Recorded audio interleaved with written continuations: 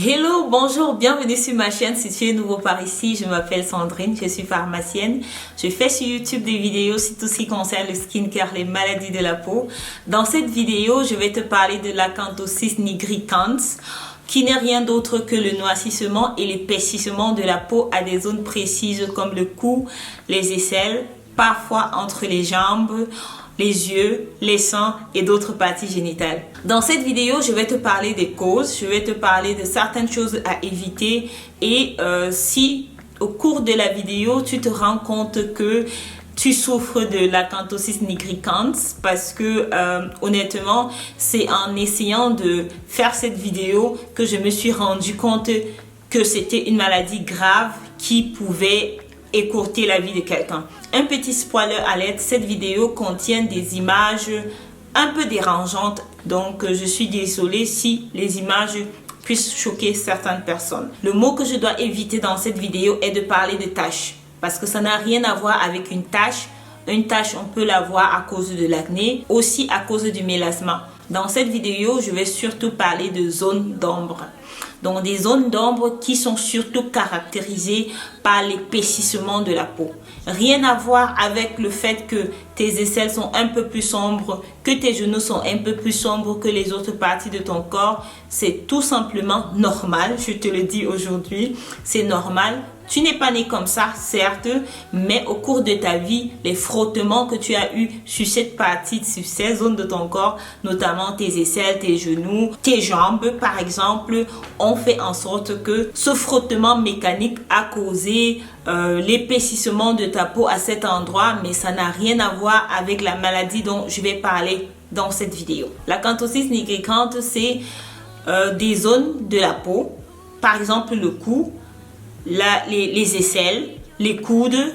Ce sont ces zones de la peau qui sont le plus ciblées, parfois aussi les yeux, mais c'est une maladie qui peut s'aggraver et se généraliser sur tout le corps, d'où l'importance de cette vidéo.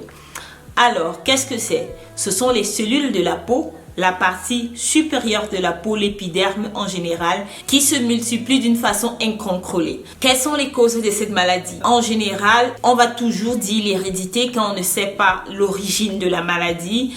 On va dire que c'est héréditaire, ça peut être transmis des parents aux enfants, mais là-dessus, personne n'est sûr que c'est la vraie cause. Bon, mais surtout, ne paniquez pas encore parce que il y a moyen de rendre tout cela réversible. Je dis réversible entre guillemets parce que cette condition-là on ne peut pas vraiment la soigner. On peut rendre la vie quotidienne plus agréable. La peau s'épaissit et parce que la peau s'épaissit, elle prend un aspect plus foncé. Parce que plus de cellules sur la peau veut dire plus de mélanine. Ce n'est pas de l'hyperpigmentation comme on connaît. Quand vous avez l'acné, la peau essaye de se soigner en quelque sorte et produit plus de mélanine. Mais vous n'avez pas l'épaississement de la peau. C'est différent dans ce cas-ci. Vous avez l'épaississement de la peau et d'où la noirceur. Donc ce n'est pas la noirceur tout seul, c'est l'épaississement de la peau, d'où la noirceur. Donc ça sera un peu différent le traitement dans ce cas-là, rien à voir avec le mélasma et l'hyperpigmentation. Je reviens sur les causes. Les causes sont généralement le diabète. Dans ce cas-ci, la plupart des temps, ça sera le diabète de type 2. Le diabète de type 2 parce que là, on a la résistance des cellules à l'insuline. Ce n'est pas le manque de production d'insuline qui est le cas dans le diabète 1. On essaie d'analyser l'historique de santé de cette personne-là et dans la plupart des cas, on s'est rendu compte que ces gens qui souffraient de l'épaississement de la peau avec soit du diabète, soit alors le syndrome d'ovaire polycystique, je vais y arriver, ou alors ça s'est manifesté dès l'enfance. Dans ce cas, on va dire que ce serait héréditaire. Généralement, tout ça a à voir avec l'insuline. La grande quantité d'insuline dans le corps va avoir avec l'épaississement de votre peau.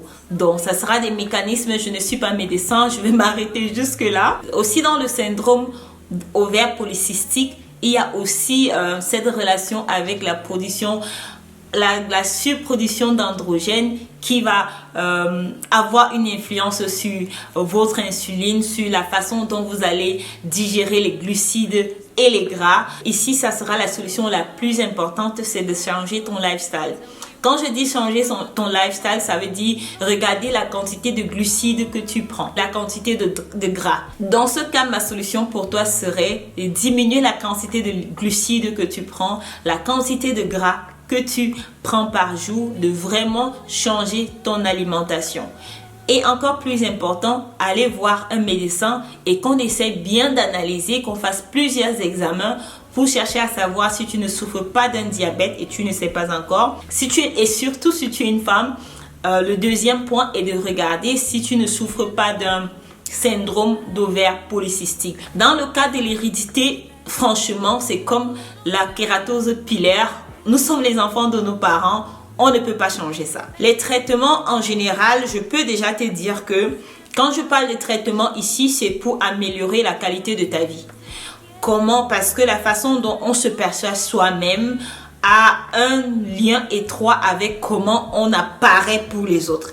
Alors, c'est pour cela que cette chaîne a été créée pour l'acceptation de soi. La différence entre l'hyperpigmentation due à un bouton, due au mélasma, etc., c'est que dans ce cas, on a une surproduction de mélanine. Dans le cas de l'épaississement de la peau, il ne s'agit pas de l'hyperpigmentation comme on la connaît. C'est clair, on a un pigment là, on a une couleur, une zone d'ombre, mais on ne va pas parler directement d'hyperpigmentation, on va parler d'épaississement de la peau. La peau s'est épaissie et de ce fait, elle est devenue plus sombre parce que plus de cellules veut dire plus de mélanine, veut dire des zones qui seront un peu plus sombres. Toutes les races peuvent souffrir de ce problème. Je vais mettre les images quelque part ici, mais ça va être plus visible si tu es plus mélanisé, si tu es noir, métissé, asiatique, etc.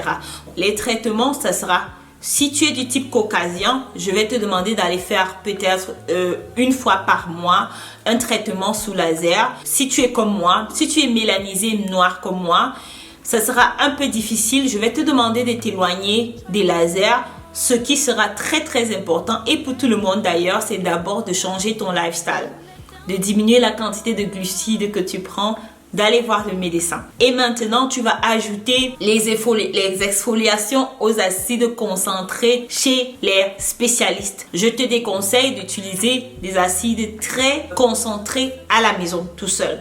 C'est quelque chose à ne pas faire. Puisqu'on parle de l'épaississement de la peau, pas de l'hyperpigmentation, dans ce cas, il sera très important d'exfolier la peau. Je vais te parler d'abord du premier ingrédient que moi j'aime beaucoup, ça sera l'urée. L'urée, à moins de 10%, agit de manière hydratante sur la peau. Mais à partir de 10%, l'urée commence à agir de manière kératolytique parce que ici, il s'agit d'un problème d'hyperkératose. Donc, la peau s'est épaissie. C'est pour ça qu'on va prendre des ingrédients qui vont agir de manière kératolytique. Donc, elles vont vraiment exfolier la première partie de la peau qui est généralement des peaux mortes. Moi, je vais vous conseiller l'urée à partir de 20% pour avoir des bons résultats.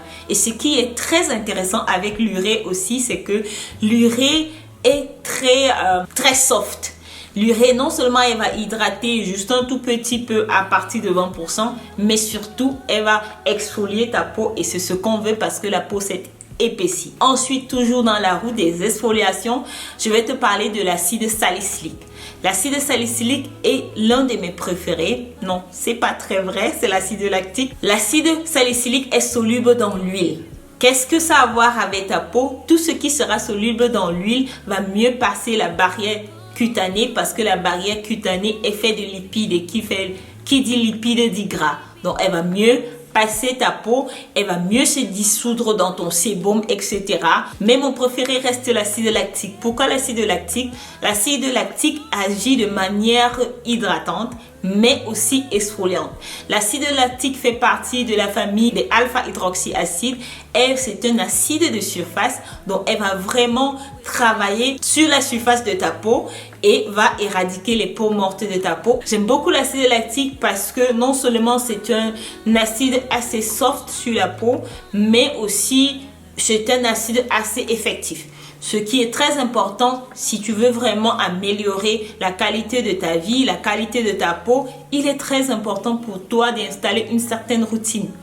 Je ne te demande pas d'utiliser les acides tous les jours, non. Je te demande d'introduire les acides dans ta routine progressivement. Les acides, tu peux les utiliser dans le cas-ci de l'épaississement de ta peau 4 fois la semaine, parce qu'il s'agit d'une peau qui s'est bien épaissie. Ce n'est pas toi qui vas mettre sur ta peau lisse l'acide 4 fois et choisis seulement, mais seulement sur les zones qui se sont épaissies et qui sont devenues sombres de ta peau. Maintenant, on va parler des ingrédients qui vont essayer de renouveler la peau à l'intérieur.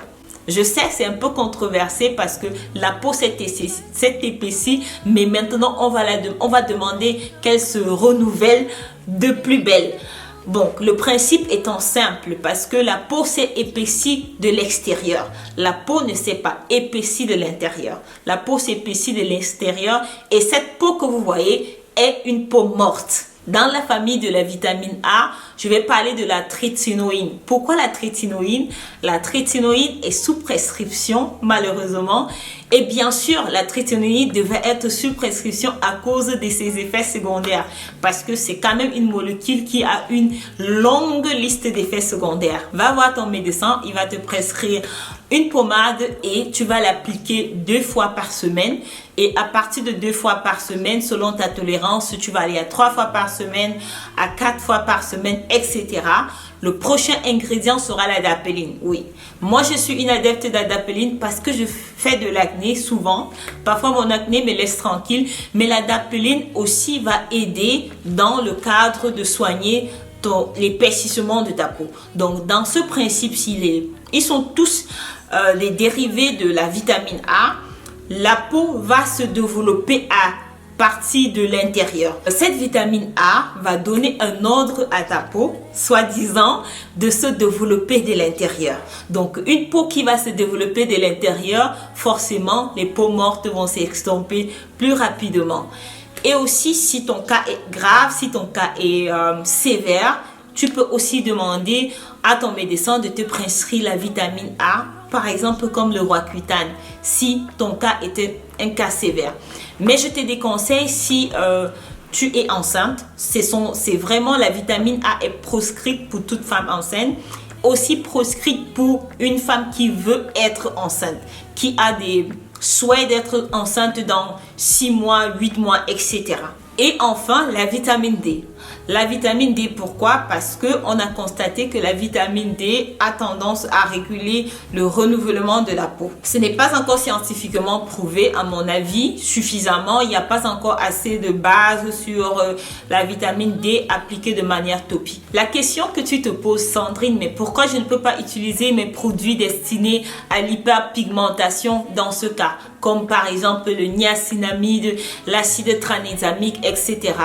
Ça va tout simplement dans la définition, dans ce que je t'ai dit au préalable, que ici, il ne s'agit pas d'une hyperpigmentation comme on la connaît, il s'agit de l'épaississement de la peau. Donc, c'est pour ça qu'on a pris 2 classes de produits, un qui va enlever la peau morte et l'autre classe de produits qui va provoquer le renouvellement de la peau à la base. Donc ici, ton niacinamide ne va pas t'aider, ton acide tranexamique. Bon, bien que l'acide tranexamique, le niacinamide, la vitamine C, tu peux les utiliser en synergie, mais ça ne seront pas les produits de base pour ta routine. Tu peux juste les utiliser en synergie parce qu'ils vont te donner une peau un peu plus brillante. Parce que ce qui caractérise cette maladie-là, ce qui différencie l'épaississement et l'assombrissement de la peau à notre hyperpigmentation normale, ça sera la texture de la peau. Là-bas, la peau s'est vraiment épaissie, elle prend vraiment un aspect comme du velours. On a l'impression que c'est du velours épaissi et noir. Donc, si vous voyez un peu ce que je veux dire. Merci d'avoir regardé cette vidéo. Si tu aimes mes vibes, alors si c'est ce qui te fait ça, clique là ou là et abonne-toi. On se voit à la prochaine. Bye bye.